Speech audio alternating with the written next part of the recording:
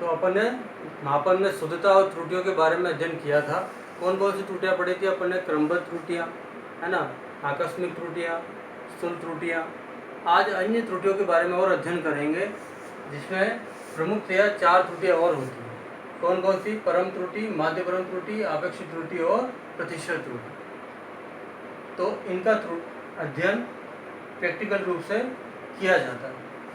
तो कौन कौन सी हो जाएगी? परम त्रुटि, माध्य परम त्रुटि, आपेक्षिक और प्रतिशत के रूप में। सर्वप्रथम अध्ययन करेंगे एब्सोल्यूट एरर के रूप में परम त्रुटि कहलाती है। ये एब्सोल्यूट एरर कहलाती है ना। तो सिंपल सी इसकी डेफिनेशन है। जो त्रुटि की डेफिनेशन होती है वास्तविक और मापित मान का अंतर, तो ये भी अंतर ही है। तो किसी भौतिक राशि के वास्तविक मान और मापित मान, जो रियल वैल्यू है और जो मेजरमेंट की गई वैल्यू है, दोनों का अंतर। तो वास्तविक मान और मापित मान का जो अंतर आता है उसको परम त्रुटि कहा जाता है, एब्सोल्यूट एरर कहा जाता है। और इसको किस सिंबल से व्यक्त किया जाता है? डेल्टा है। ये जो चिन्ह है ये डेल्टा कहलाता है। तो डेल्टा है इसका सिंबल है।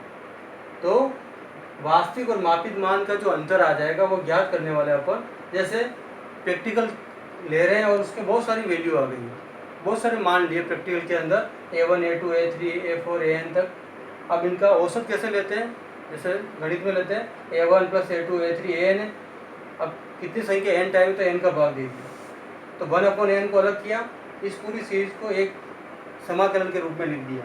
I = 1 to n AI का मतलब 1 से स्टार्ट हो रहा है, n तक जा रहा है। तो आगे भी अध्ययन करेंगे। ये माध्य कहलाता है, ये माध्य मान। ये माध्य मान ही वास्तविक मान माना जाता है। वास्तविक मान में से AM में से A1 को घटाएंगे तो डेल्टा A1 आ जाएगा, परम त्रुटि। ये वास्तविक मान, ये मापित मान।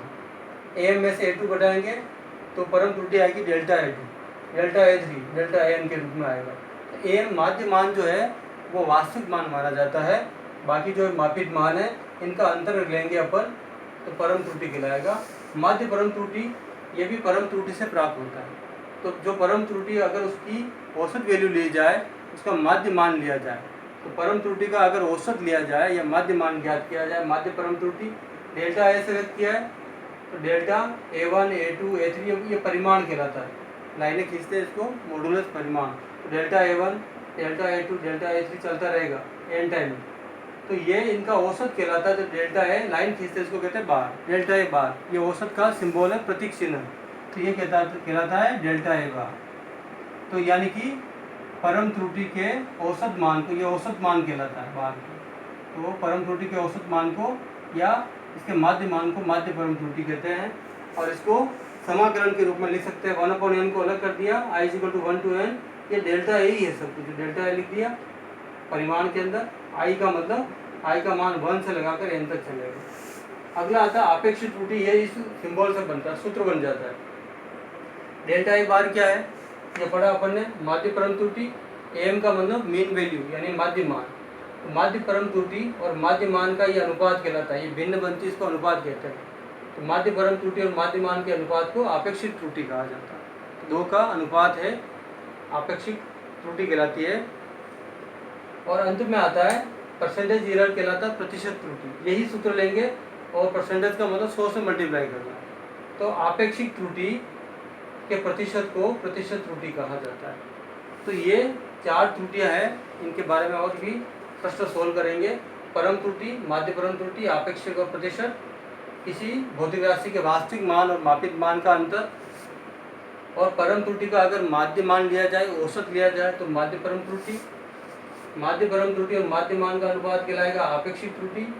और आपेक्षिक त्रुटि का अगर प्रतिशत लिया जाए, आपेक्षिक त्रुटि का प्रतिशत यानी 100 पर, 100 पर, तो वो प्रतिशत त्रुटि कहलाता है। तो 4 प्रकार की त्रुटियां पड़ी है। इनके बारे में, इस सूत्र के बारे में थोड़ा अध्ययन किया है और पूर्व में भी अध्ययन कर चुके हैं। क्रमबद्ध त्रुटियाँ, आकस्मिक त्रुटियाँ, स्थूल त्रुटियाँ, और ये गणितीय रूप से 3 त्रुटियाँ और पढ़ ली अपन ने। 4 त्रुटियों का अध्ययन कर लिया है, परम त्रुटि, माध्य परम त्रुटि, आपेक्षिक और प्रतिशत के रूप में। तो इनके बारे में आंकिक प्रश्न भी आगे हल करेंगे। तो 4 त्रुटियों के बारे में अध्ययन किया है और इनके सूत्र के आधार पर आंकिक प्रश्न भी हल किए जाएंगे।